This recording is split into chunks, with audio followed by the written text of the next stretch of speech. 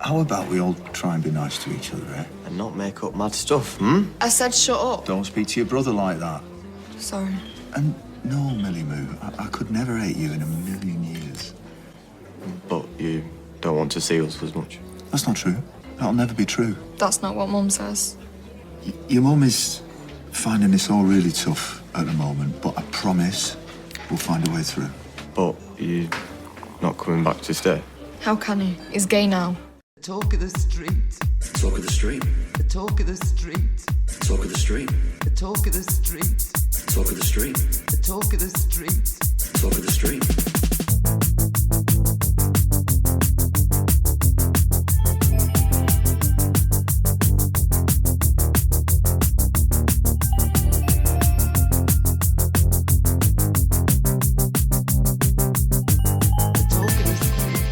Hello and welcome to episode 367 of The Talk of the Street, an unofficial Coronation Street catch-up podcast that is now 3 unofficial Coronation Street catch-up podcasts. I'm Gavin. And I'm just very grateful it's under 80 degrees in this room this week. Oh, it's so much better. So much better. It was slightly chilly this morning. I know, it was nice. I nearly had to put socks on. That's crazy talk. That's crazy talk for August. I've got Socks? so used to it in the summer, actually from between May and October. Yeah. If I have to put jeans and or socks on, it puts me in a foul mood. Right. As it should. This year, though, I've been back in the office and I've been wearing jeans and socks Yeah. and shoes Boo. far more than I would ideally like. Boo. If you treated a dog like that, you'd get the jail. That's right. How about you this week? Oh, my goodness. How are you this week? What's that? Yeah, I'm all right. It's been a crazy week at work, but we made it through. How was your week? You've been sick this week. Yeah, I've not been feeling very well. I'm feeling a bit better today. Oh, and I haven't eaten very much. And it was your birthday. It was my birthday.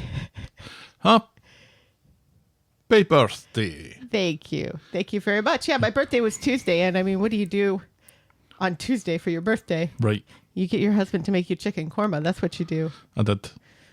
And then your coworkers sing you happy birthday and give you a cake and a card that everybody signed. And that's nice. That's lovely. That is nice. It's more than I get on my birthday. Last year on my birthday, they didn't get me anything, but I don't think they knew it was my birthday. Whereas this year they were prepared. Maybe your "It's my birthday tomorrow" t-shirt that you wore on Monday helped. No, I'm all right. I'm just recognising the fact, though, that as we sit down here and I press record at 8:14, and we were a little bit late last week getting started. So that means since we sat down to do this podcast last week, we've recorded this podcast, the spoiler podcast, Yes. the classic podcast, Yes. the List of List podcast. Correct. And then we're starting this one again. Yes. This is the 5th time in a calendar week that I've hit record. It doesn't feel that way, though, especially since we record the spoilers right after we finish this one. Yeah. Spoiler alert. That's a spoiler alert, spoiler alert. I know. It's I've crazy. said that fast 3 Crazy times. talk. Yes. So we pause briefly so I can pee and get something to drink, but That's a little behind the scenes there. Yes. That's free. I can't sit here for 2 hours talking about Coronation Street and not have to pee immediately afterwards. And sometimes I vomit. But anyway, we have a ton to get through again this week, so shall we preamble, my dear? Yes, please. Give us some of that birthday Corrie news.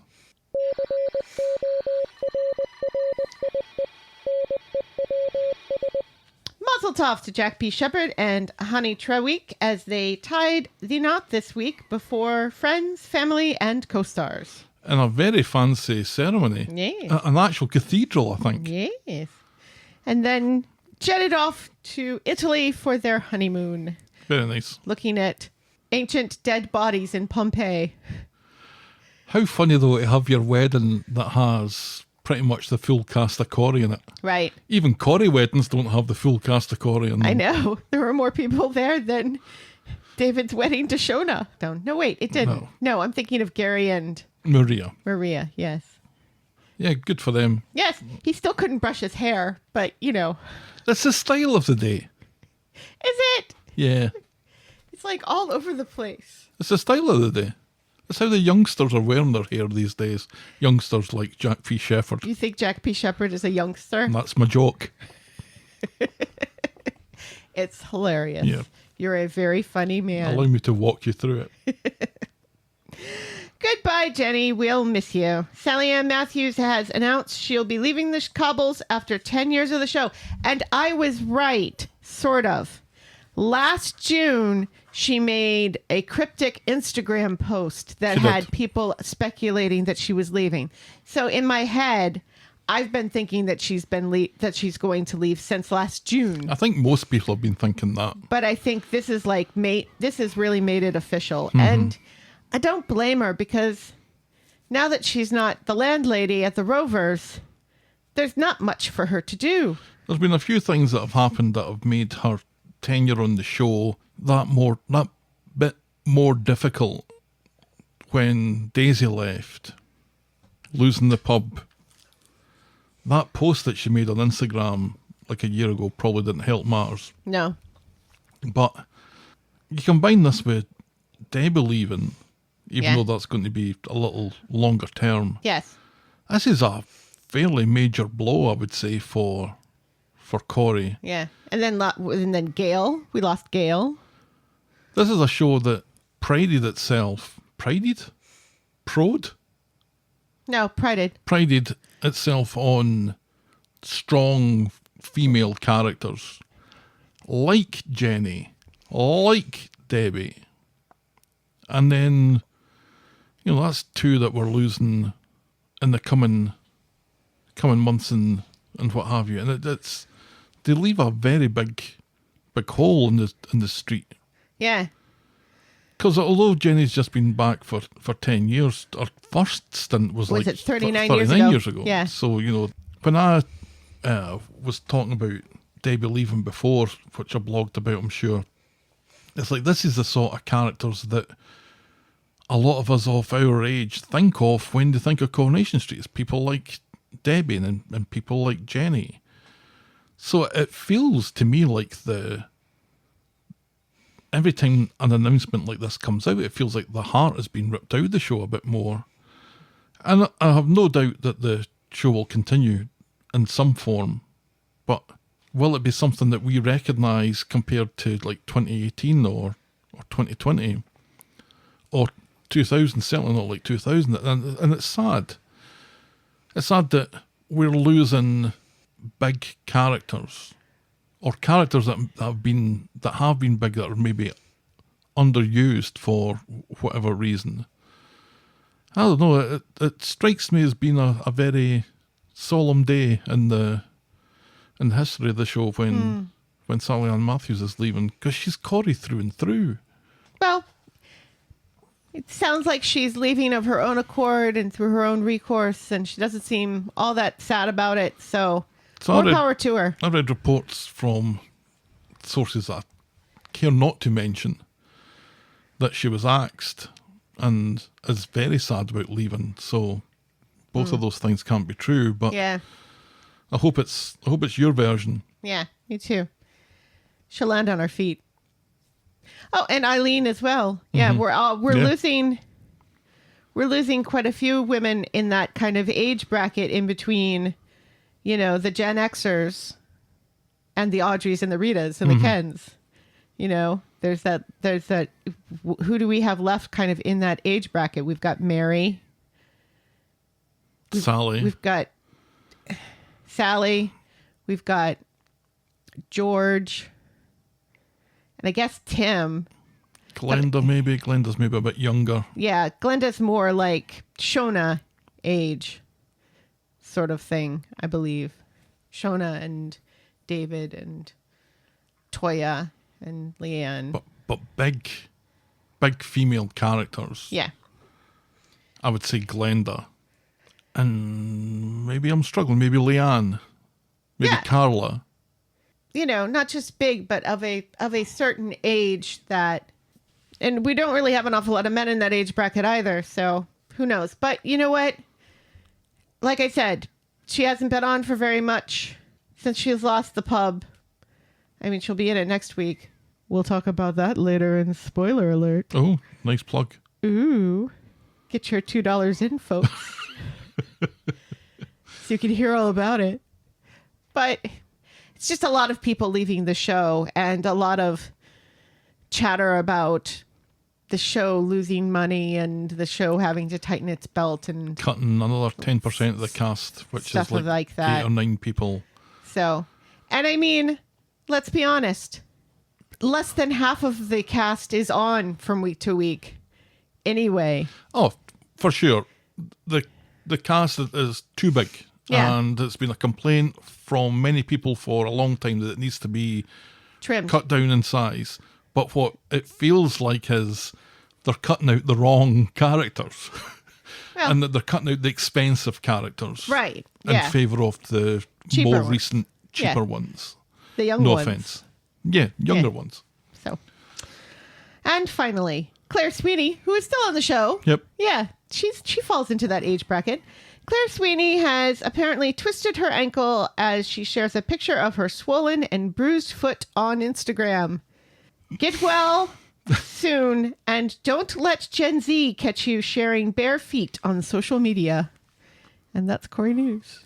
That's Corrie News. A little bit for our Zoomers. Yes, because Zoomers listen Which to maybe Talk of like the 3 Street. people that listen to that were born this century. Zoomers watch Coronation Street.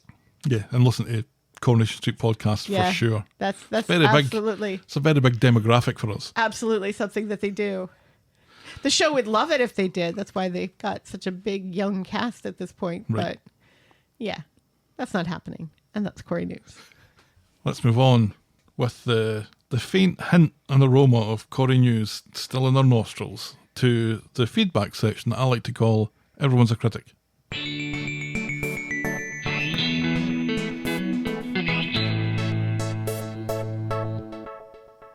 Physical now. Woo! A postcard We have a postcard. from Chicago, Illinois. Chicago, Illinois, see? Now you typically read out the postcard, Chicago. the postcards. Would you like to read this one out? Sure. Thank you Pass very it across much. the desk. This is your new job. Now, Don't expect a raise. nothing from nothing is nothing. How Now- do something, motherfucker, punch you in the mouth? You got to do something if you want to dance with me. Oh, I'm thinking of something else. All right. This is from Amy. It says, now you have to get a corkboard for postcards. Yay! You're welcome. Lots of love from Chicago. Thanks for keeping me company on the flight. From VB Amy. How nice is that? That's lovely. Yes. That nice little Chicago postcard. Yes. That got It's to us the quicker than postcards typically do, I think. Navy Pier on it. Very cute. What's the status on this corkboard, by the way? Oh, am I supposed to be looking for a corkboard? That was what you promised. Did I? Yeah. All right. Well, I'll continue to keep my eye out. Continue. Continues doing a lot of heavy lifting there, I think. This was sent from Richmond, Virginia. That's BB Amy. For Virginia Beach Amy, who was the one who told me that the Russian mother was no more. Made me so sad. Sad times. Sad times. Sometimes Amy is the bearer of bad news. Yes. No more borscht for me while watching the waves pull up on the sands of beautiful Virginia Beach. I love Virginia Beach. Oh, I Thank can- you, Amy. Yeah, thank you very much. We love getting physical mail. We love do. getting postcards. And once we've got our corkboard sorted out, I can imagine taking a few photographs of that as the postcards increase. Send us a postcard, that's what I'm saying. Gary Lee writes, as of March 2025, according to Axios Denver, 23 states and DC have fully banned conversion therapy for minors and 5 states have partial bans. Okay, so it's not the whole country. Oof, yeah, so It's a good chunk of the country, though. it's less than half. Well, 23 plus 5. And I know it's just partial bans, but Yeah, I don't think I can count partial bans as being fully compliant. it's still better than the UK. It's better. But work to be done, I think. Yes. All around work to be done. Yeah, absolutely. Thanks for that, Gary. Glory Sengo says, hello, Debbie Webster. How are you? You're my best character on Coronation Street. One day you're going to be my deputy manager, my mum in the future. Hum ha hiya. Does she think you're Debbie or I'm Debbie? I don't know. But that was all in caps. But I think she knew that. Love getting feedback. Of course you do, my little Tunnocks tea cake. And Trish writes, I'm the auction talk lover who asked the question to Helen last week and then deleted it by accident because I can't figure out this app. Thank you for answering anyway. And Gavin, we are interested in spreadsheets. I swear, if only I could believe you, Trish. If only there was a character on Coronation Street who also loved spreadsheets and declared their love for spreadsheets this week. What did they say? I love spreadsheets. What did I say? I love spreadsheets. Yep. Do you know the world would fall to pieces if it wasn't for spreadsheets? I'm not sure if that's completely true. So much of the things that make this world turn round. I work in a kind of tech area in HR, and we do coding in Visual Basic. We work in the cloud in Azure. I write code in R. We do a little bit of Python now and again. And every day, something gets copied and pasted into a spreadsheet. Every day. Every day. I only know what half of those words mean. And we will never tell. Right, folks? Wink. Tina writes, this popped into my head while listening to this week's podcast. Every crime is a hate crime when you hate crime. There you go. Where's James A. Caster when you need him? Thank you, Tina. I do appreciate that. I was thinking about that everybody loves... everything's a love triangle when you love Everybody triangles. loves triangles. Every triangle's a love triangle when you love triangles. Yes. I don't remember why I was thinking about that this week, but I was. Were you looking at a triangle? Probably. We also heard from Caroline this week, and I just wanted to send her hugs from us. Very much so. And we'll just leave it at that. Then Cheeky writes, hey Dev and Bernie. I'm Dev, you're Bernie. No! I've got to be honest with you, this week's Coronation Street wasn't just messy, it was emotionally reckless, narratively incoherent, and at times downright insulting. Kevin faking cancer symptoms robbed his wife of peace, clarity and trust, and the fallout was beyond devastating, but the part that truly infuriated me, the writers immediately shoved Abi into a cringe fest of a passionate rebound with Carl. It was awkward, poorly timed and emotionally hollow. She finds out that her husband has been lying about cancer and her first reaction is to jump into bed with his brother. What kind of emotional whiplash are we supposed to feel here? Grief or nausea? Which did you feel? Both. Actually, not grief, because... No, I was feeling nausea. It was nausea with just a slight hint of pleasure in the fact that this is going to hurt Kevin. The Theo storyline has officially collapsed under the weight of bad decisions. Yep. The man has been through hell, and instead of offering him healing, the writers throw him into yet another traumatic revelation. His wife, Danielle, is now dating the same twisted conversion therapist that Todd punched. That's not drama, that's sadism, disguised as a plot twist. And look, I appreciate Sam finally opening up to Toy about his PTSD. That should have been a quiet moment of grace in a week full of chaos, but at this point, I'm terrified the show will drop the ball. I love the show, I've defended it during some of its wildest, most absurd arcs, but this week wasn't brave, or messy in a good way, or even ambitious. It was chaos without intention. I need you all to unpack this because I'm exhausted and furious, and still somehow holding on to hope that Coronation Street can come back from this. Thanks for being the one space where we can scream into the void together, and maybe make a little sense of the madness. Very nice. Thank you very much, Cheeky. As ever, a well-written email that I had to trim back, but I think I got the gist of it. Yes. Feedback's always welcome. Send us your thoughts and I will probably read them out. Get us at the talk of the street at gmail.com, or our DMs are open at Corrie Podcast. I will love it. Love it, love it. Love it. Or leave it. When people write actual letters to us, send us your proper mail to the Talk of the Street, PO Box 12. Do you know, I just wanted you to say love it. Eaton Rapids, Michigan, 48827. Please note that we reserve the right to edit feedback, but only in the interests of brevity. And we will always accept British chocolate and ketchup potato chips from Canada. We have a list. We have a list. We have a list of demands. Gav is wearing his Tunnocks t-shirt as we speak. I love this t-shirt. I love it. It makes you look like a Tunnocks tea cake. It's never off my back. I just wish it was the milk chocolate one. And not the dark It's chocolate. the dark chocolate one. Yes, but you're sophisticated like dark chocolate, so it works. That's right.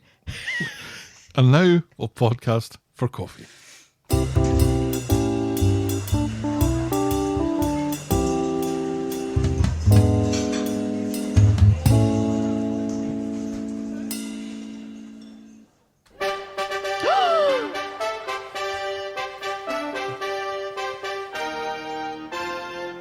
Friend of the podcast. We have new friends of the podcast. What were you doing? Did your salute turn into something else there? No comment. No, because that would be this. Oh, stop doing that. This is fine. That window's half open. It's a bush. Yeah, do you know what's in bushes? Birds. Nazis.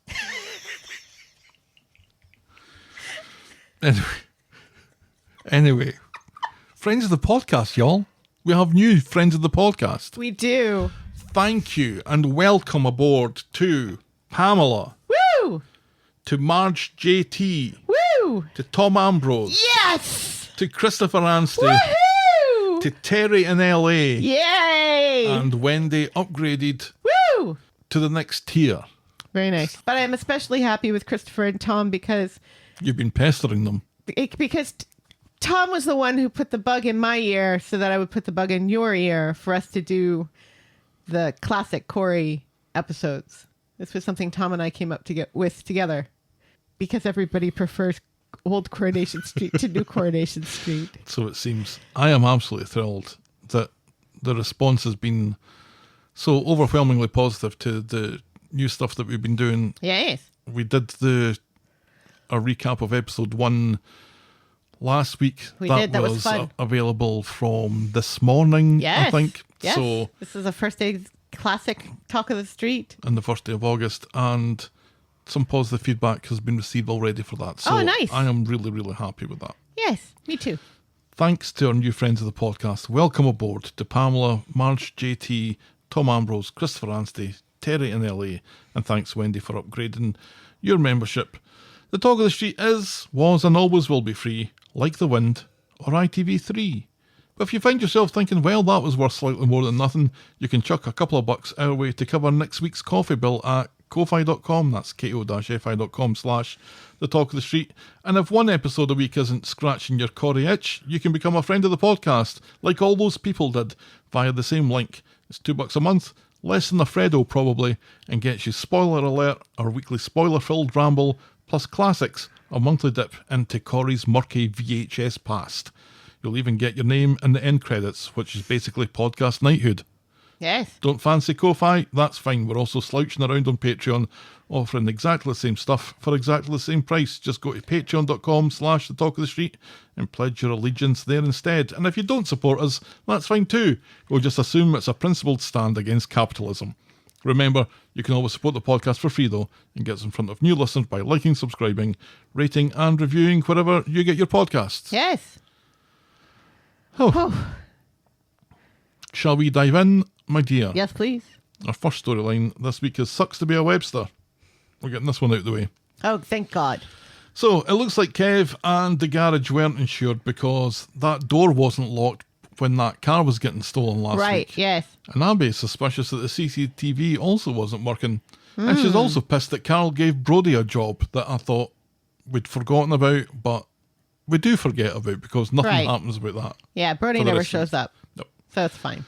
Later, Carl goes to see Kev to wind him up, but Kev is halfway through his last nerve, and Carl dares him to call his bluff, and then eats a lovely golden delicious, just to wind Kev up even more. Meanwhile, at the garage, Abby's getting herself all worked up about keeping Jack in the dark about Kev's cancer coming back, and she gets herself in such a tizzy that Tyrone blurts out the truth. Kev's cancer is gone. Abi storms home and demands that they tell Jack the truth. Kev says it's his son, his decision. Nice. Fuck you, Kev. So Abi tells him that she knows. He told you, says Kev, handily keeping that ambiguous and not saying Carl's name. Kev is made of apologies and says that he only did it so Abi wouldn't shag his brother and doesn't believe that she isn't doing so already. Right. Yeah, that makes total sense, doesn't it? I lied to you and gaslit you about something horrible just so you wouldn't leave me for my brother. But you're doing that kind of already. Ay, ay, ay. Abi says this is the worst thing anyone has ever done to her. Insists that there's nothing going on between her and Carl. Really, Abby? Really? This is worse than getting sexually assaulted or, your head bashed in or, left in the middle of nowhere when your water breaks. All those things weren't as bad as this. Really? This was pretty bad. It was pretty bad, but still, she's been sexually assaulted in the past. Who sexually assaulted her? Or somebody attempted to sexually assault her. I think Ray Weinstein attempted it. Yes. Ray Weinstein. And that's why she burned his car down. Is this something that we've got wrong? It might be. It feels like it. Anyway, lots of bad things have happened to Abby already in her life. Kev says that he worships the ground she walks on. Really? What? Do you know? Yeah, he worships the ground instead of the woman. That's actually makes a lot of sense. So I think they got married in 2021. It was kind of COVID. It was coming out of COVID because it was a better attended wedding because Nina was there. In the 4 years since then, I don't think I can think of any evidence of Kev worshipping the ground that Abby walks on. No, if anything, he's been disgusted by her and is constantly accusing her of still being a junkie and gaslighting her at every possible advantage. Yeah. Well, walk on this, says Abby, and she leaves. So Kev stomps to the garage to shout at Carl, so Tyrone realises that this was all his fault and has to own up that he was the one who spilled his guts. Kev looks like he's about to deck Tyrone, and Tyrone kind of expects that it's coming, but then Kev leaves. Abby goes to the garage, and now that everything's out in the open, she and Kev are over, so she and Carl can celebrate by getting their hole, which according to Abby, that were cracking. It's a strange thing to say. About sex. Yes. But what the show draws attention to... Not just about sex, but sex in the garage office. Which anybody could have walked into at any time and has a large window in front of it. Not only does it have a large window, but it's got a large clock. And they started smooching between 1 and 2 minutes to 1 o'clock. That's when they started smooching. And they had finished and were readjusting themselves by 4 minutes past 1. So this whole thing, including foreplay, about 4 or 5 minutes. You think there was foreplay? I imagine foreplay. Carl's a Webster. There is no foreplay. He's going in dry. Ugh. Oh. While this is happening, Kev meets Tyrone in the pub and apologises for putting him in an awkward position, reckoning his marriage is over. Tyrone tells him not to give up. Abi and Carl are still in the afterglow of getting their hole in the garage office when they hear Tyrone and Kev outside, so Carl pings Kev a message to meet him at home. Back at the house, Kev thinks Carl's a smug prick and can't wait to get into Abby's enacts, and if he does, he's definitely going to go at the cops about the MOTs. He's got nothing to lose now, doesn't care if he goes down too. This rings true with Carl, and he meets Abby in the pub to tell her that he doesn't want a relationship with her, and that they should think about cooling things off and think about how this is going to affect Kev and the kids. He tells her they'll always have that glorious 5 minutes in the garage office, which so sexy. Included undress and dress time. Well, she at least and took Abby's off like, her what shirt. the fuck? Yeah, seriously. You finally got what you wanted and you're done? Sure. Whatever. Go back to your husband, says Carl. So Abby goes home to fold clothes for a bit. Kev begs her to stay, but she says that she's leaving for good. Jack finds her packing later and makes a better effort to get her to stay. Abby's about to tell Jack the truth, but then says she's just tired and she needs a break. So Jack offers to make her beans on toast, and that seems to be enough. Jack calls Abby Kev's rock. And when Kev comes home, he's surprised to see that she's still there, and she tells him that she's staying for the kids, and then fucks off for a bath, telling Kev that they're out of beans. On Wednesday, Jack is still worried that Kev and Abby are going to split up.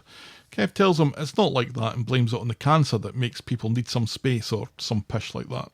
In the garage, Abi is gagging for another 5 minutes of sweaty delight with Carl, but he wants to keep his distance as agreed, and she says, I didn't agree to that. The shoe was on the other foot, sir. Meanwhile, Jack is with Debbie and tells her of his concerns about Kev and Abi and how Abi was packing to leave the other night, and Debbie is fucking furious about At this. the wrong person. Yep. So she storms over the road to read the riot act to Abi. How could she do this to her brother? So Abi is forced to explain exactly how much of a fucking shitbag Kev really is. Now Debbie goes off to tear a strip of Kev for lying about cancer while she has dementia. Debbie tells him that Abi should leave him and that he should hold on to his wife because he's just lost his sister. At home, Kev isn't blaming Jack or Abi or Debbie for that matter and reckons Abi probably wishes that she'd left him after all. And then on Friday, Carl is somehow shocked when Kev comes into work and fires him for citing a lack of trust, but will allow him to say that he quit. Angry and upset, Carl mutters about a fresh start, and later Kev tells Abi that Carl quit and sounded like he was moving away, which isn't true. Abi does a fairly shit job of looking disinterested, and she runs off to Nina's Rolls where Carl and Debbie are having a brew as Debbie's trying to convince him to stay. He says there's nothing keeping him there. Debbie says that she needs people she cares about to be around her, and that's Carl. Abi refuses to join in with this and goes back to work. Debbie's sweet talking works though, and she goes to the garage to tell Abi, and if Kev overhears then so be it, that Carl is going to stay. And later, Abi and Carl meet in the pub. They both don't understand why the other one is there, and Carl admits that he was pushing her away and he shouldn't have, and they secretly hold hands, but then she leaves and we're back at square one, just with the possibility that Abi's now pregnant again. And that's as far as we get with that this week. She better not be, that's all I'm saying. Of course she's pregnant. This fucking show, man. They just throw everything at her. Why wouldn't they make her pregnant now? Again. Yes. Now that Kev has... Well, no, he still has one ball, right? He does. They only took one off. Yep. So he could technically still be the daddy. Do you think that they've been bonking? I don't think they've been bonking. Well, no, because he had cancer. But maybe, who knows? Cancer patients need love too. I mean, I'm surmising, but obviously, it's if you're going to have quick sex with your husband's brother, of course you're going to get pregnant from that. In the garage office. Mm-hmm. So romantic. Why wouldn't you? Ugh. I don't think anybody thinks that I like Kev and Abi together. No, nobody is suddenly disabused of that thought. Right. Don't really like her with Carl either. No. Abi needs like something good in her life. And good things in your life are never named Webster. This is true. I don't know, man. It was like, finally she's going to leave Kev, but then she gets guilted by the kids into staying. Mm-hmm. And, the fact that Debbie just immediately assumes this is all Abby's fault and goes in and yells at Abi about this. Which, not for the first time. Right. It's kind of ridiculous. And, you can kind of blame it on the dementia. But then also, as you just pointed out, this isn't the first time Debbie has done this. And then had to skulk away, realizing that it was Kev who was at fault all along. Yeah, Debbie and Abi had quite a tough relationship to begin with. Debbie was very mistrusting of Abi. And part of the Webster trait is to accuse the former junkie of being back on the muck whenever the opportunity presents itself. Right. So this harks back to a Debbie of yesteryear where this sort of shit went down. You know what I liked, though? What? I liked Lauren and Asha talking about Tyrone in the pub, looking like a long lost puppy, just with such a sad, saggy face on him. But you know what? It is stuff like that is further endearing the artist formerly known as Racist Kelly. Absolutely. Into her heart because she's having fun now. Right, yeah. She's had quite a bit of fun this week. She's gossiping. She's smiling. She's like a regular person. Mm-hmm. And it's nice. It's so nice. And as we said last week, it's putting her in other storylines. Right, she's in the heart of everything. And that's good. And I like it's- that. And it's working really well. I think so. Like you said, it felt like we were popping the head of this particular pimple. What a beautiful analogy.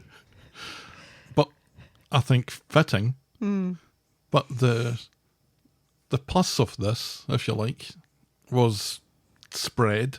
We knew of Kev's deceit, his horrendous deceit. Yeah, I'm glad that's out in the open now. But the promise that we were going to get a Kev-free Abi was stolen from us very quickly. And the way that Carl just immediately thought of himself in that situation Yep. and throws Abi under the bus. Yep.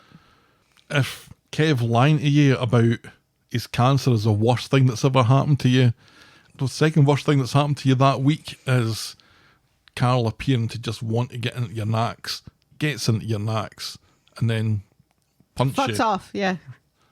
So yeah, not an awful lot of joy out of this Nope. at all. And again, it's the best thing about it's Debbie, and she's got dementia. I was like, oh Jesus. Just throwing all of these three things, Kev's cancer, Debbie's dementia, the potential extramarital affair that has now become a thing as well, that's another part of the pimple. You'd have these spread amongst several characters and families.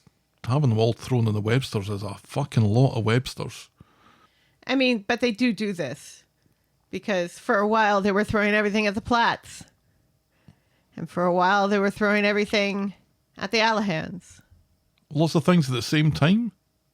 What Yeah. are you thinking of when you're thinking about that? Of which one? Like the Platts, for example. Well, you had... Or the Winter Browns. Remember, the Winter Browns get like everything thrown at them all at once, all together. But is it though at the same time? Yeah. It's one thing after another. I would agree with that, but I just don't think that it's the same volume at the same time, concurrently, as we're seeing here with the Websters. No, I mean, because we've complained about it before in the past, especially as it relates to like one person in that particular family getting like everything thrown at them over and over and over again. Or like, I want to say Georgia, but it's Toya. Toya. Like when Toya was dealing with not just her sister being in a cult, but also ovarian cancer and also being in a relationship with her sister's ex and also Dead baby. dead baby. Yes. Yeah. Yeah, I'll give you that. Thank you. But that's 1 out of 4 or 5 that you've mentioned so far. Right. Yes. And we don't have time to go through all of them, but this is just proof that this does tend to happen where they try to get their money's worth out of one family by just like shoving a whole bunch of shit at them for weeks on end. And this isn't the first time this has happened even to Abi, because Abi was dealing with the death of her son while also being mysteriously pregnant and getting back on the muck and breaking up with Kev and then getting back together with Kev, which is even worse. True. Anyway, I would like for this relationship to end, please and thank you. And by this relationship, I mean Abi with anybody with the last name of Webster. Yeah, give her a nice person. Yeah. Give her that Ollie that we see later on. He's dull. Give that to Abi. No, I think that's heading Yeah, Dee Dee's no, way. but I don't want that either. Well, I mean, they're running low on people to put Abi or Dee Dee with, so. Yeah, they're having to invent them. Yes. All right, we'll move on to our next storyline. Theo No Sleeves. On Monday, Todd is complaining about his restorative justice punishment, which kicks off next Wednesday. And by next Wednesday, of course, he means tomorrow. Right, yes. And also, we will get to see that the show doesn't understand what restorative justice is. Has no clue. No clue. But we'll get to this. We'll get to that. In happier news, he and Theo have a flat to view that looks perfect. It's got a swimming pool in the basement and a gym. A swimming pool in the basement? That sounds like a horror movie waiting to happen, doesn't it? That's just damp problems just all the way through that building. On their way, they get a flat tyre and there's no spare, so it looks like they're going to miss the viewing.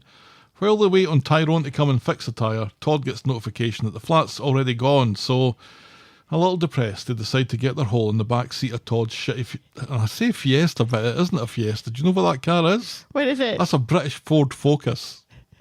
Oh, so it's not exactly like us, because that was a Ford Fiesta. Or was it a Fusion? Or was it It's an a Fusion. Escort? We had sex in a Fusion. That's right. That's the first time I'd had sex in a car.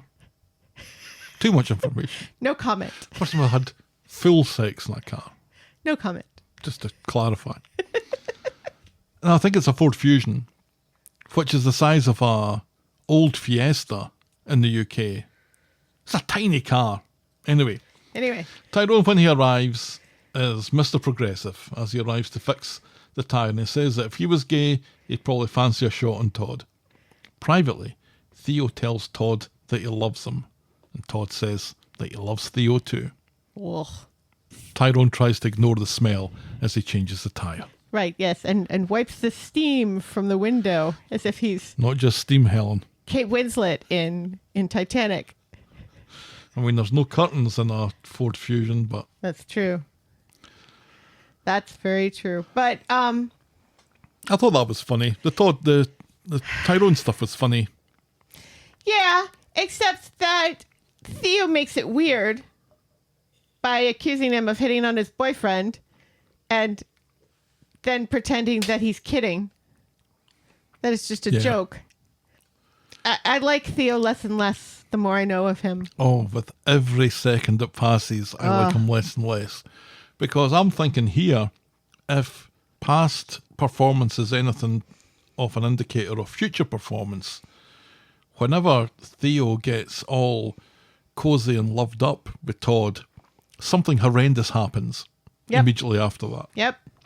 So Wednesday, in Nina's roles, Todd isn't happy to find Theo on the phone trying to make peace with Danielle so he can see his kids. Danielle thinks the whole Millie pretending to be pregnant thing, plus Todd being the actual devil, makes this a non-starter. Todd, meanwhile, is getting ready for his restorative justice pish that he's complaining about again. Theo warns him that Noah will push his buttons and not to rise to it. At the builder's yard, Theo talks to Gary about his issues, and Gary suggests that Theo suggests to Danielle to come along to the meeting with the kids at the bistro. That seems a strange thing for Gary to get involved in, but never mind. Everybody's a friend of the gays this week. So the restorative justice pish is the, in inverted commas, victim of the crime talking to Todd, the perpetrator of the crime, about God. And also trying to convert him and trying to explain why he is so very sinful. Yep. All while PC Jess watches on. Yes. It's nice to see her. It's always nice to see her. And this happens in the location where the crime took place. Right, yes. This is not restorative justice. What we're restoring here, there's nothing being restored. Nothing is being restored. And nothing really could be restored in this situation. Like, I don't know. When I think of restorative justice, I'm typically thinking of, Nazis and fascists, terrorizing black people or Jewish people in this country.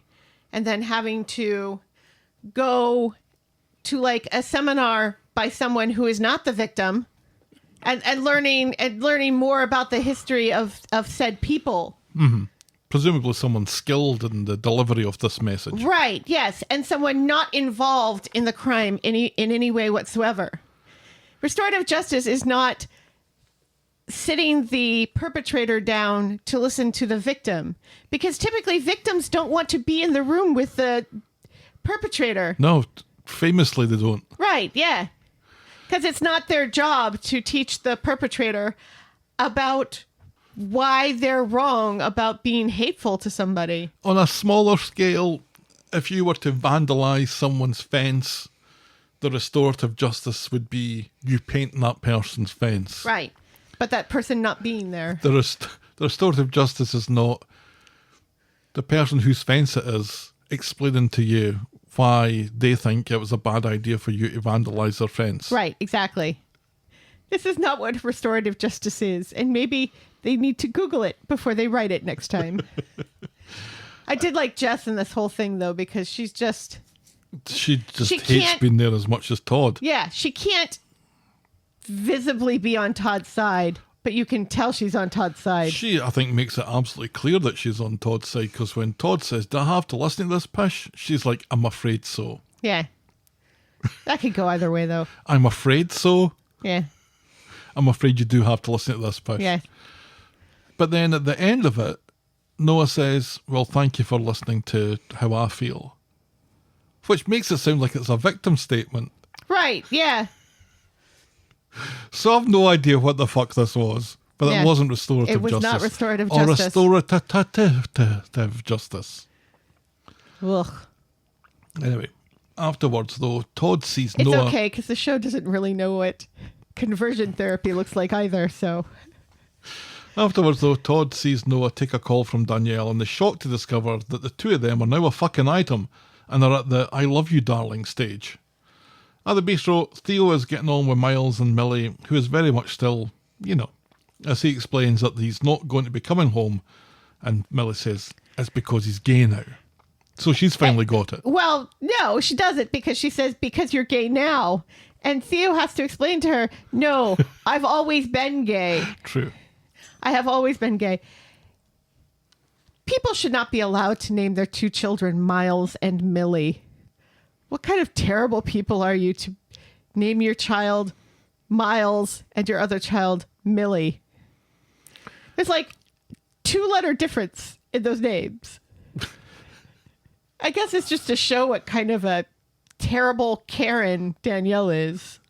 When I was at school, there was a guy who's his two brothers and his sisters' names all began with J. I wonder if you can guess their names.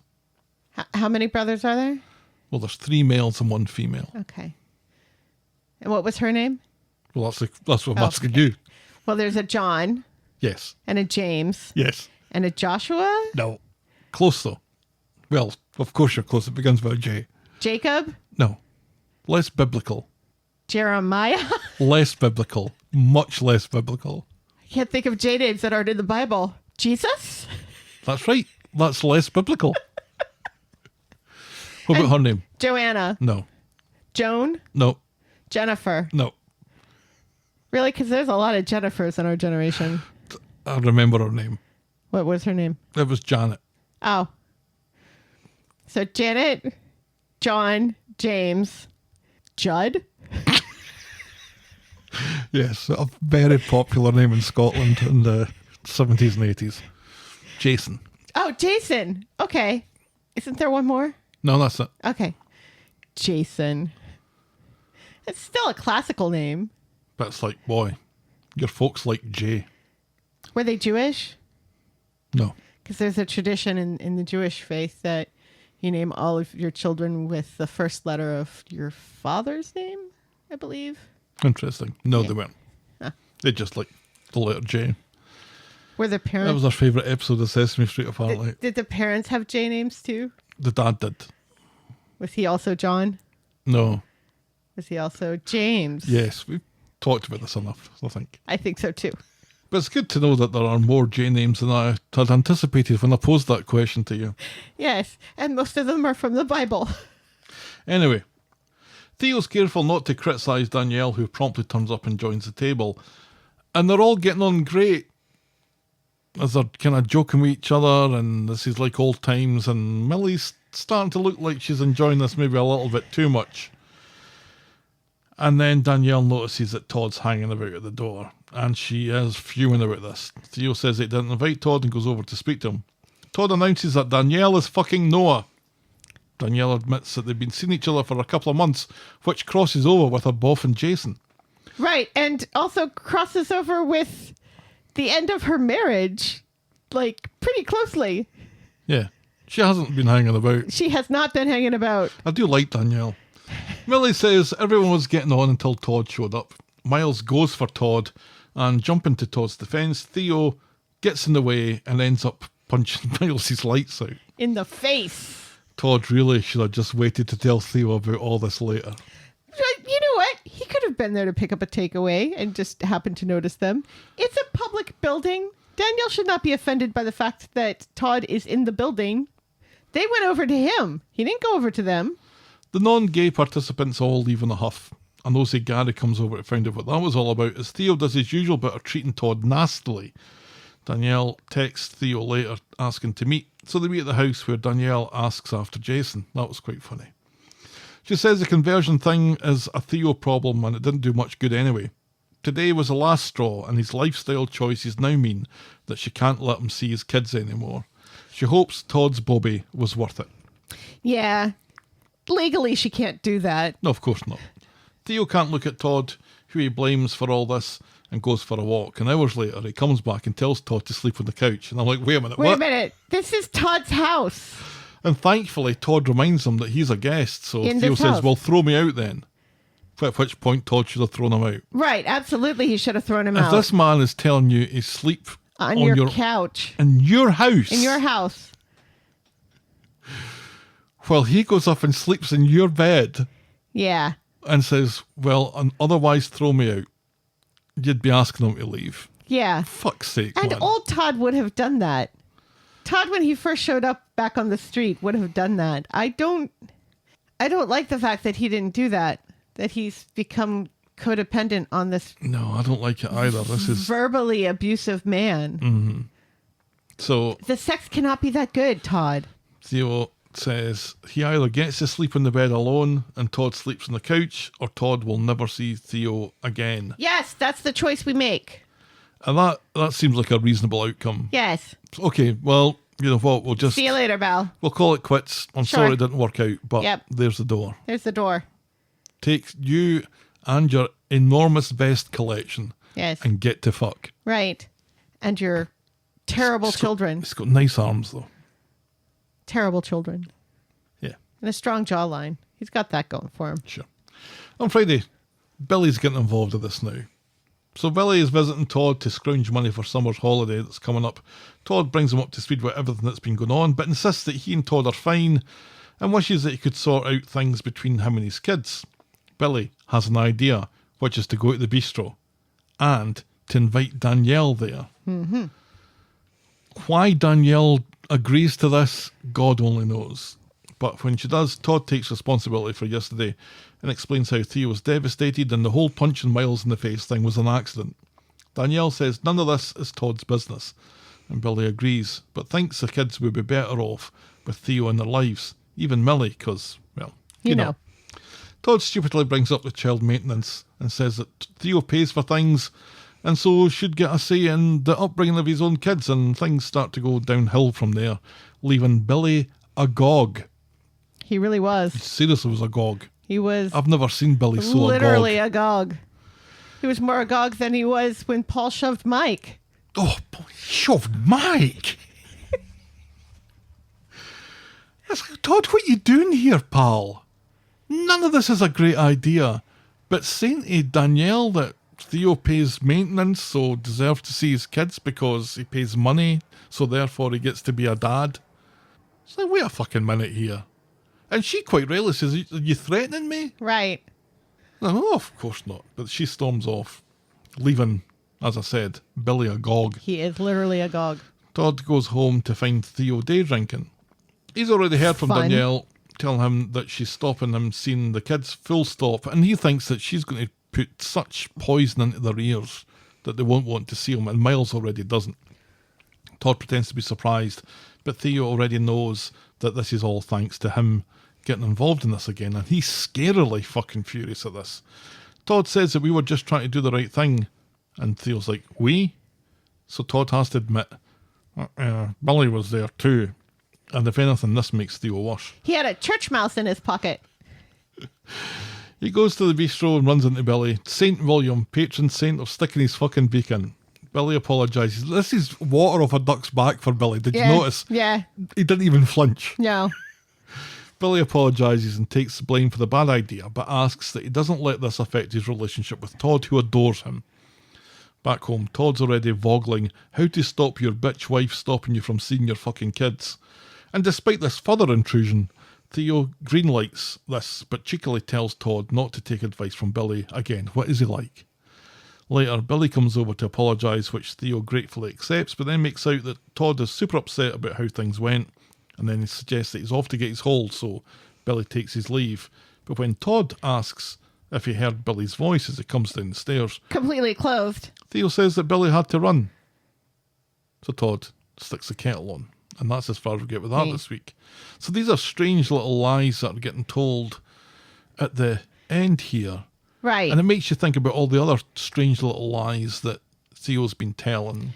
Right. And how he's just subtly kind of trying to separate Todd from all the other people in Todd's life, to the extent of, wanting to move out to separate Todd from George and Mary. Mm-hmm. Yes, very much so. George but and... doing it kind of under the radar so you don't notice exactly what it is he's doing. Yeah, it's very subtle. It's very reminiscent of one Tim's dad, isn't it? It is. It is very reminiscent. Theo is just more attractive. Yep. Thankfully, we didn't see an awful lot of Tim's dad in a vest. That's but true. What we did see of it, it was enough. You don't have to be mean. We did see that man dance. He can dance. He can dance. For inspiration. Yes, with Timothée Chalamet. There's Tim's dad. And Wonka.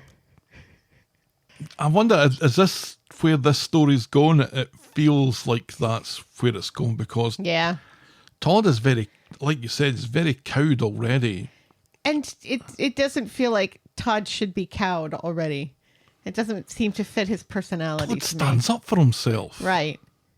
I don't like this version of Todd. He is desperate for love, though. And he's getting himself far too involved in this. Yeah. Far too involved in the part of this that really isn't any of his business. Not yet. I can almost see why. I can understand why Danielle doesn't want him to be part of the meeting at the bistro. Yeah. And I can understand why Danielle thinks that she's been attacked when he asks, or when he says about the maintenance. And getting Billy involved and doing what Billy suggested was, in retrospect, very stupid. Yes. But he doesn't deserve to be treated the way that he's been treated by Theo. And like I said, on the Monday when they're all loved up and they're going to get a flat and they're having sex in Todd's tiny car, nothing could be happier. Right. But then it turns very quickly on a dime, doesn't it? Yeah. And it's very always aggressive. And it's always Todd's fault. And it's never Theo's fault. And then when he forgives it, it's like it didn't happen. It's like, just don't listen to Billy again. What's he like? Jeez. As if it wasn't a big deal.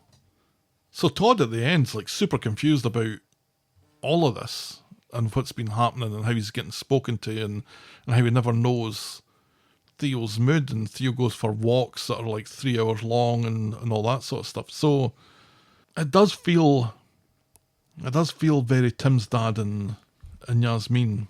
Yeah. And I don't know if I like that. No, I don't like that either. I wanted Todd to be happy. Why can't he get a new relationship and at least have a couple of months of just being happy in a new relationship?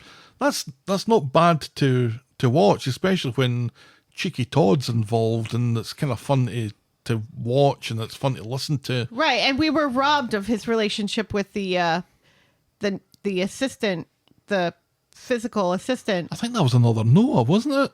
Oh no, it was Moses. Moses, yes. Different. You can see from what I think it was.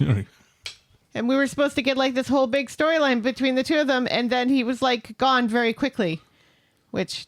He was gone to London to join his brother's car washing business? Something like that, which is ridiculous. What the fuck is this? It's like that lady that Ken was supposed to hook up with that we saw in one episode and then never again. Right. Even though they talked that storyline up so much for weeks beforehand, and then it was just nothing. Beginning to hate Theo and beginning to wonder if the Theo that stood up to Mick was meant to be somebody else that day. because it doesn't really jive with this character that well. But we'll see. We'll see. We'll move on to Sister, Can You Spare a Baby? Ugh. On Monday, James, Michael and Ed are in Nina's roles talking about his special guardianship order meeting and wondering if Dee Dee's going to show up for it. And later, the meeting's already underway when Dee Dee comes in late, and during the meeting she announces that she's changed her mind and she wants her daughter back. James doesn't think she'll be able to see past Joel and is concerned for her changing her mind all the time. I don't like this. Isn't a great look for James here. Oh, I'm so concerned about you not being able to cope with this and changing your mind and everything. And he's not really concerned about her at all. He's concerned about himself. Well, no, I think he's also concerned about his sister and the welfare of what is his baby now, who has been his baby since she was born. The mediator says, well, that's it then. Right, yep. Okay, sure. Mother gets him back. Ed looks chuffed like he got what he wanted all along. James is pissed at the suggestion that he'll be a great uncle and he fucks off to the pub for some Dr. Lager. That was a terrible line. Everybody sucks here. But especially Ed and Dee Dee. And I hate this. We finally got this really interesting storyline about a mother giving up her child for interesting reasons and stuff. And how is she going to cope seeing this baby for the rest of her life? And then, we'll get a great storyline 10 years from now when Laila finally finds out that Dee Dee is actually her mother and not her aunt, which would have been great drama 10 years from now. Right. And then they just ruin it. And they ruin Dee Dee, which is just unforgivable. Because she's she's very selfish in this scene. Like, okay, well, it's the fact that she had not spoken to James about this before this meeting. The fact that she's just like, well, yep, I want the baby back. Sucks to be you. You can be a great uncle. Bye. Sort of thing. It's just, I don't like it. I do not like it at all. No, I did feel for you when I watched this, and I was like, oh, Helen's not going to like this. Helen is not going to like this one little bit. I said that to my best friend Brandon. He's like, Helen is not going to enjoy this one little bit. No. Ed joins James in the pub and tells him that even though he contacted him to come back to adopt Laila in the first place, it's best that she'll be with her mum. And he begs him to support his sister. Fuck you, Ed. He's such a terrible father. They need to just recast Aggie now and bring a new Aggie in to be a decent father to the Baileys. Ed can't be trusted on his own. No, he really can't. Not with anything. All of this is pretty much Ed's fault. Absolutely. All of it. So it makes me think that the agreement that they had in place can't have been finalized. Formal. It feels it must have been very loose if the mediator says, well, if she wants her baby back, she gets her baby back. I'm sorry, what do you want? What do you want from me? Right. What do you want here? Yeah. Or she had other appointments, she'd said, right, and just yes, didn't because care. Dee Dee was late. 8 minutes late. Right, yeah. And I mean, there are a lot of kind of red flags there that you would think that a good social worker would say, okay, let's all take a step back and talk about why you want this and how you came to this conclusion. And how you came to the previous conclusions. Right, and what's changed. And exactly. And were you forced into that by your dad by any chance? Right, yes. On Wednesday, it's awkward. Dee Dee and Laila and Ed are playing happy families over breakfast, but James is in no mood to play along. Dee Dee says that she didn't want it to be like this, but wants James to be in Laila's life. Fuck this, says James, and he leaves them to their stinking breakfast. And he goes to the cafe where he gets a text from Ethan, whoever that is, curious to know if he's still interested in that job. Meanwhile, Dee Dee chats with Billy, oh God, about her change of heart. He reminds her of the circumstances and reckons that James would be a bit of a shit to hate her for loving her daughter. I guess that's true. Back home, Dee Dee's on the phone to Adam about an important meeting, so James steps up and offers to look after Laila so she can go into the office. He's decided he wants to try to be an uncle after all, so Dee Dee can go to her meeting. As soon as she's gone, though, James is on the phone, booking a flight, and very much looking like he's about to do a runner with packed bags and a baby. Later, Ed is thrilled to hear that James is looking after Laila until a passing Billy, God, Billy again, says that he saw James getting into a taxi with some suitcases, and Dee Dee immediately wants to call the police. But then Right, yes. But let's take a step back here. Billy said suitcases. What did Billy not say? Billy did not say baby. No. If there had been a baby there, I'm sure Billy would have said baby. Dee Dee wants to call the police, but then it turns out it's Michael that's had Laila and knows that James has fled to America, and neither James nor Michael thought to tell anyone. And Michael chooses to deflect from this by blaming Dee Dee and Ed for thinking the worst of James. Right, Who is which well is rid true. who is well rid of both of them. Absolutely. Later, James's flight is delayed, so obviously he comes home, as you do, with Laila's favourite blanket. Michael tells James what they thought because he's a grass. James has a nerve to be put out by this and He should be put out by this. didn't want to leave, but doesn't think there's an alternative. Dee Dee has an alternative. Co-parenting. Everyone is a little grossed out by the suggestion, but it's like the end of Clueless. It might seem icky, but there's really nothing wrong with this, says Dee Dee. Helen has her head in her hands here and is shaking her head. I mean, how would this even work? How would this even work? How would this even... Because if either one of them get married to someone else, then they would have a different co-parent. And there would be it would be like 3 men and a baby? Or, I was thinking my two dads, but one of them is my uncle. Right. So kind of like Full House then. This storyline just keeps getting more and more ridiculous, and I want it to stop because they've ruined all of the Baileys. She's thrown a bone at James to put a smile on his fucking face, I think. Right, yeah. You're still the uncle, though. Right. And at the first sign of any disagreement, right, yeah, you will very much be put back in that box. Yes, you will. Oh my God. So even Ed's like, how would this even work? Because this wasn't part of his plan. His grand plan of trying to love this grandchild.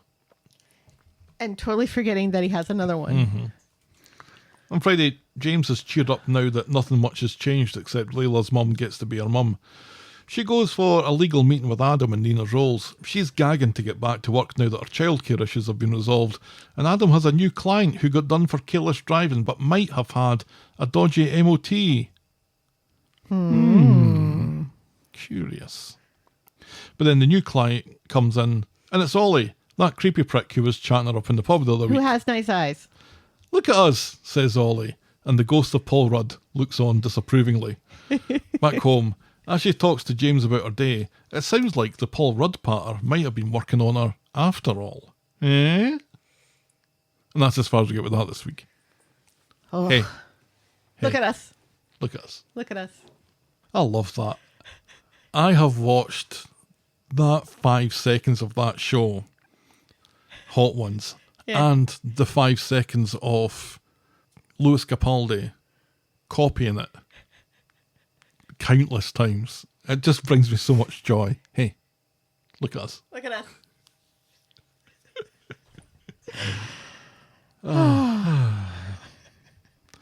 Yeah, this is fucked up. They took a really interesting storyline that was going to have a lot of interesting things to say about what it means to be a parent and, you know, and the sacrifices that you make and all this other stuff. And also, you know, the trials of a single gay father trying to navigate the world with a baby. Well, all this stuff that would have been really interesting to watch. And they just kill it by, oh, Dee Dee wants her baby back. Ribs. Ribs? Oh, Chili's gotcha. Baby back ribs. Honestly, I thought ribs was something that the kids are saying. Chili's baby back ribs. Barbecue sauce. Ribs being a get it right fucking up you equivalent. We should make that a thing. We should make that a thing. Hey, ribs. You cheeky cunt. No. Yeah, and there's no reason for James to stay because he does not have a job here. He is not employed. He tried to start this personal training thing and only got Todd for one session. For the free introductory session. And I mean, don't get me wrong. I would not encourage anyone to immigrate to America right now. No. But if he has a job over there that's available and he's already had work experience in the United States, that would at least be a job. And it kind of feels like they're only keeping him around to add drama to this whole Dee Dee thing, but also to pick up the pieces of Todd once this Theo thing is all over. Yes. I think that's long term what's going to happen. Right, yeah. And could we just get to that bit maybe? Fast forward to that, please? Because Todd and James, I think, work. I think Todd might make James interesting. Because he isn't at the moment. Still He's very, a little very dull for interesting. me. What I think we've skimmed over in this was the whole issue-based storyline part of this that came in and left very quickly, which Right. was the treatment of black women in maternity care. Right. And that was interesting. Yes. And I will happily admit that I learned a thing or two from that storyline, which is what these storylines are supposed to be doing, right? You would think. Is teaching you stuff. But then it just got resolved. It got resolved It for resolved, a couple of meetings. It resolved in a cliffhanger because they were going to do all this stuff together. And then those two characters disappeared. And Dee Dee decided that instead of trying to get actual restorative justice for herself and other black women, just trying to get health care about anything. And we're just, we've solved it. Never mind. Yeah, that was 2 weeks ago. We've moved on now. Yeah. So stupid. Again, an awful lot of this could have been avoided with a phone call. That's true. If you leave your baby with James, you expect James to have the baby. You don't expect James to subcontract the care of your child. So, just once again, communication seems to be the downfall of most civil actions. All right, we'll move on to the next storyline, the wedding of the year. On Monday, Dev is speaking in an Indian accent on the phone to Auntie Rani, who is coming to the wedding, which is making Dev shit his pampers. Ash and Aadi, though, are pretty excited by the prospect as Auntie Rani is a living earthquake. Seems Auntie Rani is a little wee woman. How scary can she be? In the pub, Ash regales Lauren. You've obviously never met a little wee woman. Right. Your mother was terrifying, and she was short. Asha regales Lauren with tales of Auntie Rani's battle laxery and how she threw her Nintendo DS into a river. Yes. By a river, does she mean that particular river in India? See, I obviously went to the Ganges. Yes. But I don't think are you meant to throw things into the Ganges? That aren't people? I'm so ignorant on this. Although I don't think they throw people into the Ganges anymore either, do they? I don't know that if they throw Japanese electronics into it. That's what I'm saying. But maybe it was the Thames. Who knows? She'll be expecting the royal treatment for the 25 grand she's coughing up. On her break, Lauren goes to see Aadi at the shop and he asks her to go to the wedding when she says that she's never been to one. She says she'll think about it. But she looks almost uneasy about the thought of it. Yes. Meanwhile, Dev wants to get a vintage convertible for the wedding car. Bernie would prefer a wheelbarrow, and Asha points out that they're getting married at the bistro, so fucking hell, what are they getting a car for? Right, yeah. The wheelbarrow sounds like a much better idea. With Bernie's wheel legs sticking Right, up. yeah, Yep. they could put ribbons around the handles and everything, and tie some cans to the axle on the back with just married, and it'd be really cute. It would be cute. I want to see Dev Pushing a pushing a wheelbarrow wheelbarrow with Bernie in it. Bertie inside it. Yes. Well, maybe a little bicycle bell. Like a in it. bell. Mm-hmm. Yeah. Here comes the bride. And a wheelbarrow. Back at the shop, Lauren has been vogling weddings, and seeing all the drama, she decides not to go, thanks. You are so fucking weird, says Aadi. On Friday, Aadi and Bernie are fiddling the wedding costs, but worried that Auntie Rani will figure it out, even though there's no reason for her to look at the books. Luckily, she'll only be here for the actual wedding. Meanwhile, Dev is beginning to suspect that he's been kept out of the planning loop and demands to meet for a chat later and looks very serious about it.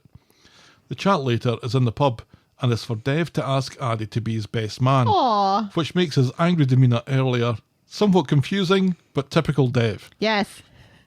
But then in comes Auntie Rani, who makes Lauren cry by asking for a gin and bitter.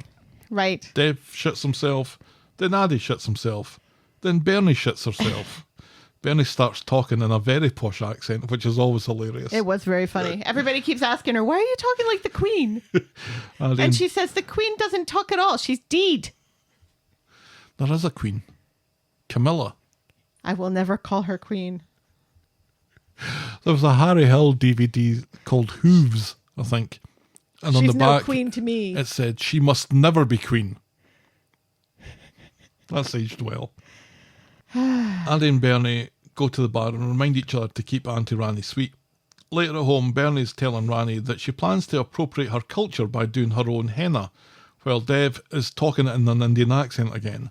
Rani announces that she's got a spreadsheet and she'll be using it to track the costs of the wedding so she can see that her gift is being used wisely.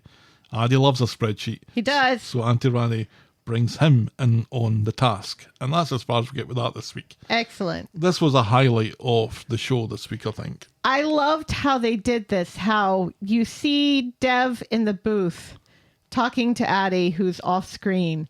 And then all of a sudden you just see this wee woman walk in, you know, and we just see her from the back, but you just know that's Auntie Rani. Yeah, with a colourful Scarf. and yeah, it catches the eye. Yes. And then she's there lying to Lauren, saying that she's been waiting for 5 minutes when she's Right. been there for like 10 seconds. Right. And Lauren just looks at her Right. and doesn't say anything Yeah. and goes off to get her drink. Yep. And again, this is great use of Lauren. Absolutely. Lauren here was great. I wonder why she's not going to the wedding though. I think she has a bit of social anxiety, and I can relate. So when they were saying how they were going to take it easy and slowly, that Right. wasn't them just being cute. I think she actually means it. She doesn't want to put pressure on themselves, and Right, and she doesn't want to rush put into any anything. labels on it. And she said very, very clearly, I don't want to jump into bed with you right now. Right, and she also, I think, you know, it seems like she and Dev have come to some sort of understanding, but I think that she's also kind of terrified of doing the wrong thing in front of posh people. Yeah, and being the +1 for the best man is a bit of a... People are You're going to be not looking sitting at you. at the top table, but it's putting heat and light on you that she maybe doesn't need. Correct. What did you think of Auntie Rani? I think she's exactly as I imagined her to be. Yes, she's perfect. I love her. I want her to be on the show all the time. I don't want her to ever go back to India. When Lauren comes over to take up the empties, and again, she gets stuck into Lauren, so much so that Aadi has to go off and make sure that she's all right. Oh, Yep. that's so funny. And Dev speaking in the Indian accent, and Bernie speaking in her posh accent. Everyone is like so worried about giving her the wrong impression, and then Dev doesn't even realise that there's this whole financial shenanigans that's going on that he has Right, to be exactly. concerned about. This is funny. And the wedding is next week. Yeah, Is that the first wedding this year? I think so. I don't think anybody else has gotten married this year. No, I don't think so. No. I have huge expectations for this. And I don't think it's all going to go well. I don't think it's all going to go according to plan. I think it's going to be very funny. And I hope at the end of it, Dev and Bernie are married. I like the two of them together. I do too. And I didn't think I would. But the Bernie that Dev fell in love with, I think is a sort of what he's looking for at this time in his life. So I can entirely get behind it. I've been eating flaming hot Cheetos, and I've got something in my eye, On an upset stomach. and I've rubbed my eye, and your eye's very red. and now my eye is like feels super swollen. Yeah, you should wash your hands before you touch your eyeballs after eating flaming hot Cheetos. Oh, What have we learned? we've learned to wash our hands after eating flaming hot Cheetos. And Not to touch our eyes. Helen's always right. Well, yes, but also never eat flaming hot Cheetos again. Oh, yeah. You're an old man. What are you doing? Honestly, it's hot ones. I'm testing to see how hot I can take it. With flaming hot Cheetos? Starting with flaming hot Cheetos. Ay. I've got a bottle of Beyond Insanity ordered. Am I joking? Probably not. We'll find out in 7 to 10 days. Anyway. Let's move on. Sam's trauma. On Monday, David and Shona are in the bistro for a change, chatting to Nick and Toy about coffee puns. Yes. A plat white. Yeah. I like that. Plat white works. What was Nick's?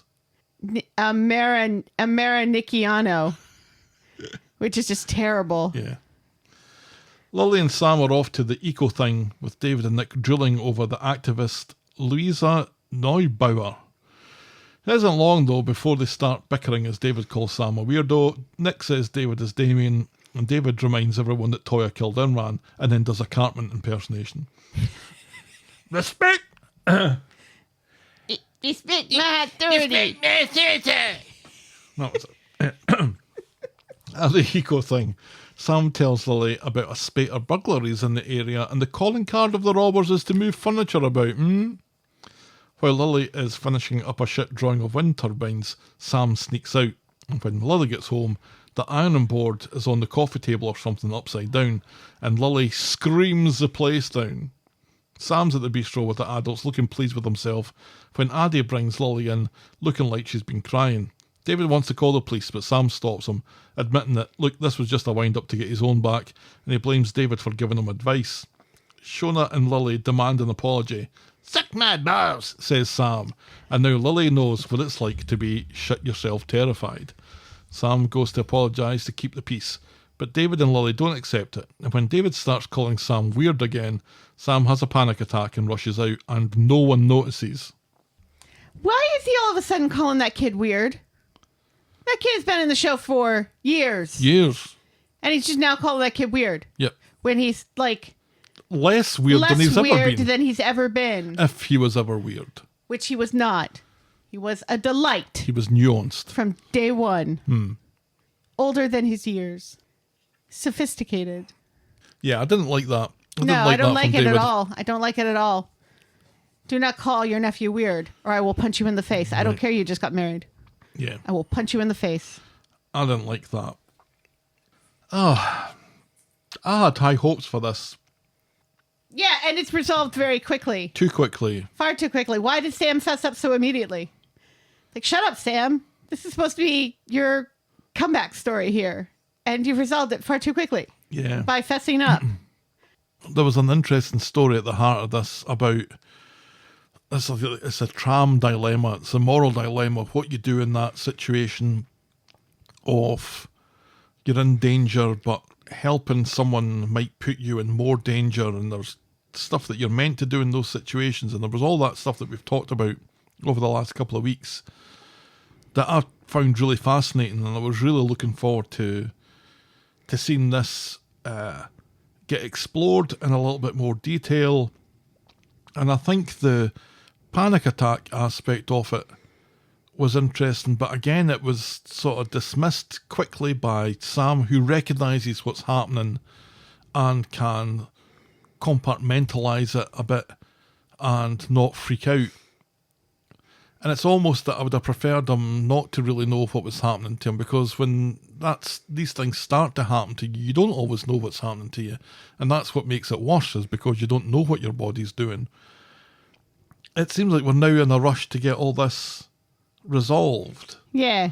And out of everything that's come out of the Mick exit storyline, I thought this was the one piece that, apart from the Sally stuff and with the kids, this was the one piece that was a very interesting diversion that I wasn't expecting to see, and it hasn't become anything it looked like it was going to become a feud of Sam and Lily, maybe going backwards and forwards and things escalate as they do. But when she says that she's forgiven him, she has. There was no sly look. There was no 2-second smile fade. Right, yeah. Because she seems to kind of understand what Sam was going through. It has worked for Sam, this whole thing. Because she is genuinely sorry now. Whereas last week when they told her to say that she was sorry, she said, well, I'm not sorry. Go fuck yourself. Yeah, and vice versa happened when Sam refused to apologise. So Wednesday, Sam doesn't want to go to the chess club today, so Nick gets Toya to shrink his wee head instead. Sam understands what he did was wrong, but he wanted Lily to feel as anxious as he's been feeling and admits that he's been dreaming about Mick getting out of prison, but not like that. Later, at the eco thing, Sam has had a ball thanks to Toya listening to his woes, and he calls Lily to apologise properly, now that he has this renewed perspective. So they meet up at the bistro, and they've totally made up. And Toya tells Nick about her conversation with Sam and advises that they keep an eye on him because of his panic attacks. And that's as far as we get with that. Yes, and in between all of that, Sam spouts some facts that one of the writers Googled at some point during the week about climate change. I hate it when they do that. Hate it. Because it feels so inorganic. Mm-hmm. Oh, did you know? Oh, I've really enjoyed this eco club. Did you know this thing about climate change? And the parents, oh, we didn't know that at all. Thank you for telling me. Yes, and also there's this other thing. Oh, wait, and then there's one more thing. There has to be another thing. Are you sure there's not another thing? Because there's usually 3 things. Yes, and I have a third thing, and this is the third thing. Isn't that fascinating? Anyway, let's go back to the show. We've educated the watchers sufficiently for this week. Gen Z now know everything they need to know about climate change. Well, no, it's the boomers and the Gen Xers who are watching this show. It's only Zoomers that are watching Coronation Street these days. It's not the Zoomers, it's the boomers. All right, let's move on to our final storyline tonight. Swain's trauma, a.k.a. Swerapy. On Wednesday,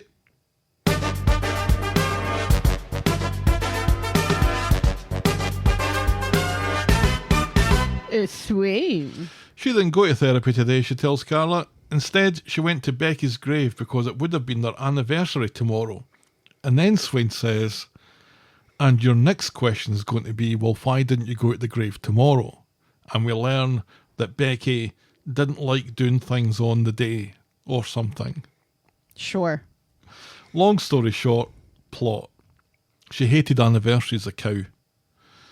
Carla carefully asks if Swain has ever considered speaking to Ant from Ant and Dec to see if he has any information about Becky, but Swain is a hard no about that and leaves Carla clear in no uncertain terms to let that shit drop. So on Friday, now today is Becky and Swain's anniversary, which Carla thinks is worthy of mentioning at her therapy session when it comes up, but then she seems to be hurt when she sees Swain play about with Becky's old ring. But not like that. At therapy, the therapist wants to talk about why she missed yesterday's session, and she explains and worries that she's not going to be ready to go back to work. She admits that she froze deliberately during the robbery. He wants to talk about Becky, and she snaps that she doesn't, but eventually she talks about Ant and Dec getting into her head about Becky being corrupt, but worries that they were telling her the truth, not known for sure as killing her. Swain leaves the session on good terms with the therapist, but then he's immediately on the phone to someone bragging about having a breakthrough. I don't think he's bragging. I think he's just informing the person that they may have gotten a breakthrough. Because I've had a breakthrough with Swain, he says. Yes. And then says, about the whole Becky thing. Swain. Says the therapist. Yes. Meanwhile, Carla is visiting Ant from Ant and Dec after all. She wants to know if Becky was a bent copper. Ant from Ant and Dec doesn't spill, but calls her backhand Becky. He wants cash money if he's going to spill his tea. 10 grand should cover it. Carla says, well, if I give Always you that... 10 grand, isn't it? I know. What's he going to do? He's in jail. What's he doing with it? Buying cigarettes at the commissary? That's a lot of cigarettes. Well, he's going to be in there a long time.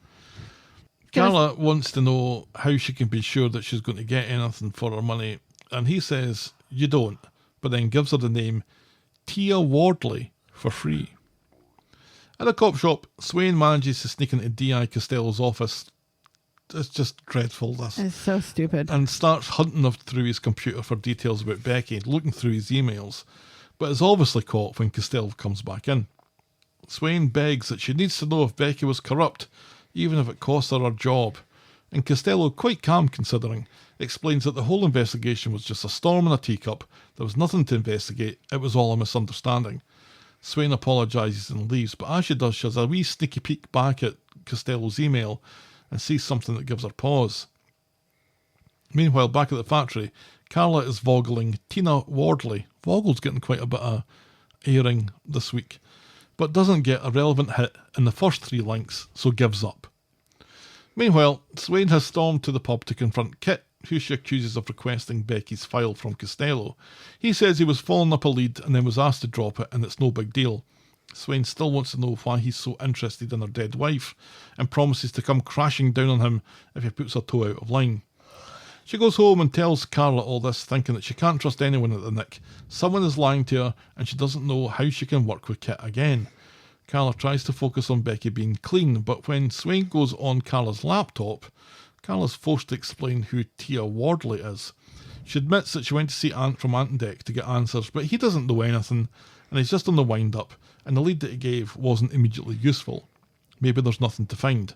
But then we see Ant from Ant and Dec getting a visit from a large man with neck tattoos, who has heard from a mutual friend that Ant from Ant and Dec has been a chatty wee cathy, and so boots the fuck out of him. Back at the flat, Swain decides to remove Becky's ring from her finger. But not like that. She's ready to move forward. I'm all yours, Swain says. And they smooch. Yeah. And that's how we end this week's episode. And I think this was the best smooch they've ever had. It was a proper smooch. It was a proper smooch. It was a snog, wasn't it? Yeah, it was a snog. It was a proper smooch. An insinuation of tongue, maybe. There was, full face-to-face, not the kind of like side, weird, awkward kisses and hugs that they've done before. This was genuine. So I hope all the Swarla fans are happy. Oh, they're going to be lapping this up. But not like that. They've been looking for something like this for a while. Yeah. Who is Tia Wardley and who is the mutual friend? Probably Tia Wardley. And also... The mutual friend, I think, is Kit. Because Kit doesn't know that Carlo went to talk to Ant. No, but Kit knows that Swain's in the mood about this. Right, yeah, but... And may have checked to see the visiting at the prison and discovered that Carla had gone to see him. His mom is getting married next week. He doesn't have time for all that. He was sitting in the pub without a care in the world. Getting drunk in the middle of the day. Right, and, there's also this whole thing... Swain hasn't asked questions about Becky for years now. And then all of a sudden she's asking questions. And that's got to make her boss think, wait a second, what is wrong with this woman? Yeah, I couldn't quite believe that Costello would be so forgiving of this woman that he's forced into therapy, sneaking into his office and accessing his computer and going through his email.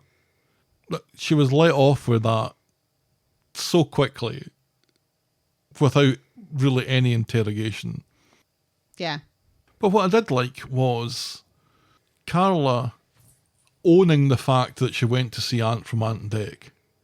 And Swain's like, despite all that stuff that I said and saying to Betsy that she shouldn't do this, and Carla's like, yeah, but I'm not your kid.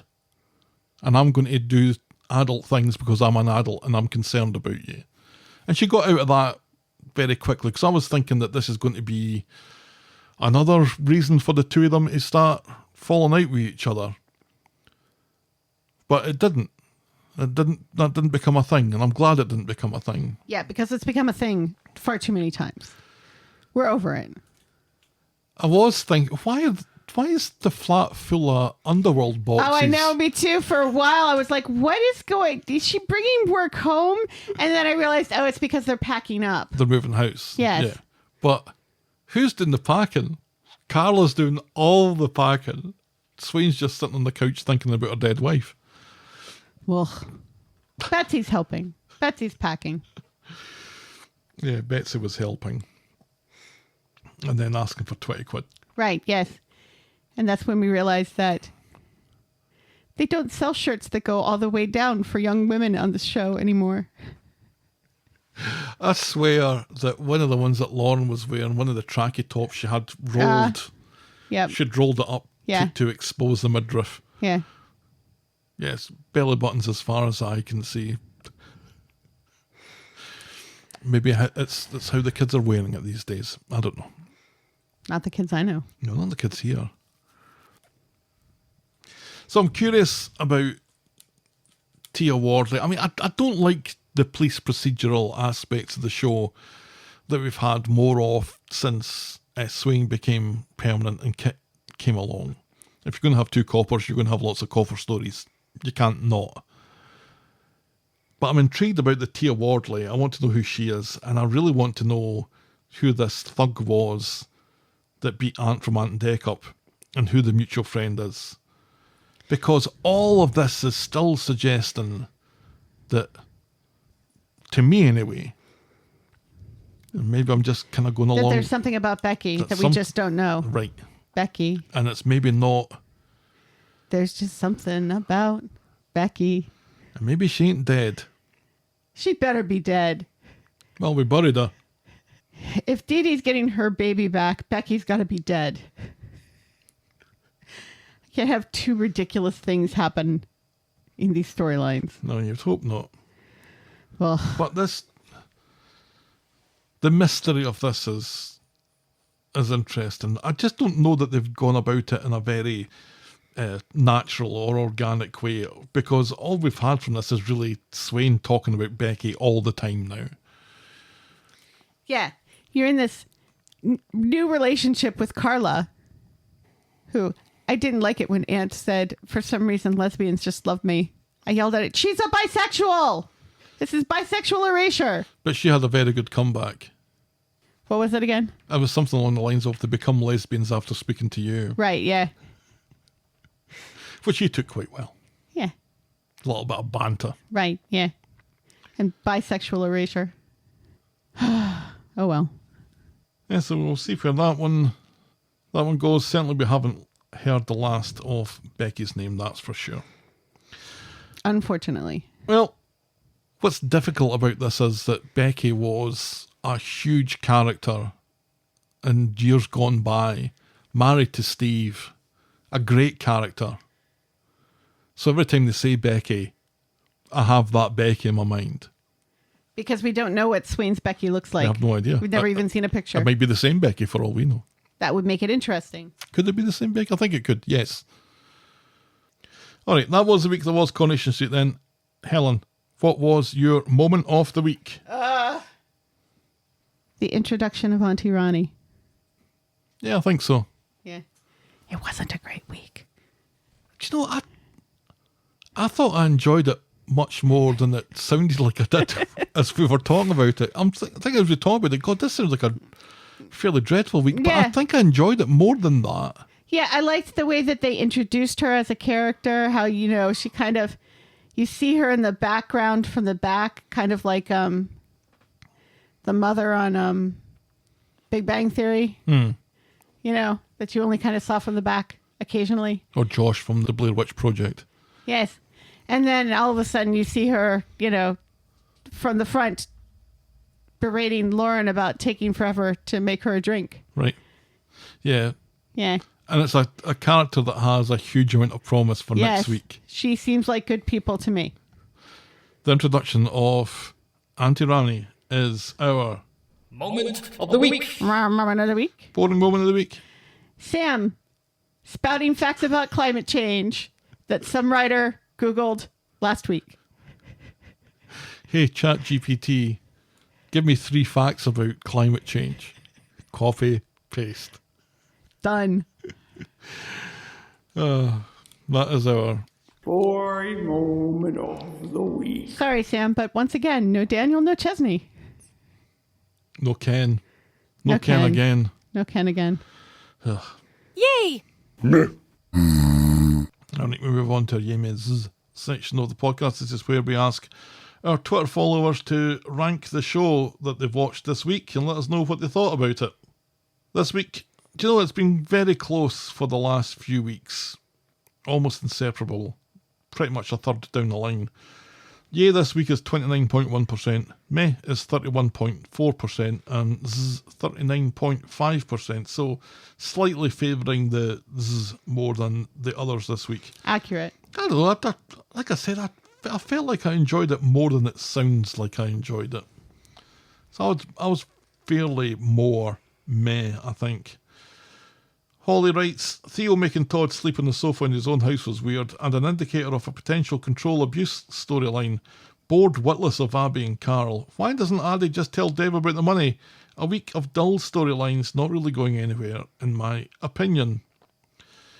But, Helen, we don't let those votes or those thoughts... Wait, that was the only comment? Yeah. Normally we get 2 or 3, but that was it. We don't let that sway us. So what's your score out of 10 this week? 4.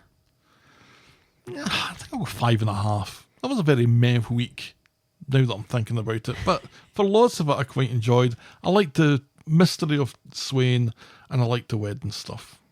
So that was all right. Let's wrap this one up then. This episode was brought to you with thanks to our friends of the podcast. Dear God, this is going to take some breath. Yes, it is. Daisy, French Helen, Pickles, DT, Wendy, Noel, Canadian Helen, Christy, Shandy, English Victoria, Aurora Yvonne, Heather Westerfield, Russell Whiting, Jackie B, Brittany Porter, Laurie Anna, Tina, Stephen, Leah, Tara J, Fiona B, Canadian Jennifer, Josephine O'Tingy, Anne Greenwood, Trish R, Sarah Purbrick, Alison Quinlan, Hunker Munker, Darren, the artist formerly known as Seal My Fridge, Pamela, Marge JT, Tom Ambrose, Christopher Anstey, and Terry in LA. Woohoo! Thank you so very much, folks. We very much appreciate it. If you have thoughts about David's Cartman impersonation, write in to tell us about it. We're the talkofthestreet@gmail.com and we're at Corrie Podcast on Twitter, Facebook, Instagram, Threads and Blue Sky, or you can reach us the old-fashioned way, the Talk of the Street, PO Box 12, Eaton Rapids, Michigan, 48827. Our spoiler show will be available shortly after this one, and in this month's classics we're talking about episode 1. Get access to this exclusive content by becoming a friend of the podcast at ko-fi.com, that's ko-fi.com/the Talk of the Street, or patreon.com/the Talk of the Street. Check out voggle.co.uk for links to our merch store, YouTube channel and blog, and if you're so inclined, please leave a rating and a review on the iTunes or your podcast provider choice. And be sure to check out our pop culture sister podcast, The List of Lists. Just say no to CGI babies. Thanks for making it to the end of another episode, and we will be back next week with more I'll Talk of the Street. The Talk of the Street. Bye. Cheerio.